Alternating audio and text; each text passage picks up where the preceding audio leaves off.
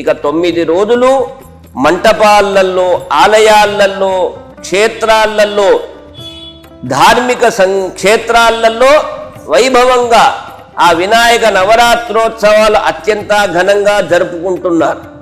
ఉదయం ప్రాతకాల పూజ, సాయం ప్రదోషకాల పూజ, ఈ 9 రోజులలో పార్థివ మహాలింగార్చనలు, గణపతికి సంబంధించినటువంటి మోదక హవనములు, గణపతికి ఆ గణనాథునికి ఉత్సవ విగ్రహానికి పంచామృత ఫల పంచామృతములతో సహితంగా గణపత్యధర్వణ వేద మంత్రములతో అభిషేకములు, చక్కగా విశేష దూర్వార్చన, సహస్ర దూర్వార్చన, లక్ష దూర్వార్చన, అనేక రకములైనటువంటి ఎరుపు పుష్పములతో పుష్పాలంకరణలు, విశేషమైనటువంటి మహాపూజలు, అఖండ భజన సంకీర్తనలు, ధార్మిక సాంస్కృతిక కార్యక్రమాలు 9 రోజులు ఆగస్టు 27వ తేదీ నుండి సెప్టెంబర్ 4వ తేదీ గురువారం రాత్రి వరకు వైభవంగా జరుపుకొని 9 రాత్రులు సుసంపన్నముగా ముగించుకొని 10వ రోజైనటువంటి సెప్టెంబర్ 5వ తేదీ శుక్రవారము రోజున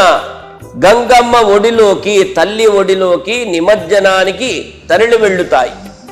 అది సంప్రదాయంగా వస్తూ ఉన్నటువంటి ఆచారము కనుక ఈ వరసిద్ధి వినాయక స్వామి వారిని ప్రతి వారు కూడాను భక్తి శ్రద్ధలతో, ఏకాగ్రతతో ఆ గణనాథుణ్ణి సేవించండి, గణనాథుణ్ణి చక్కగా పూజించండి.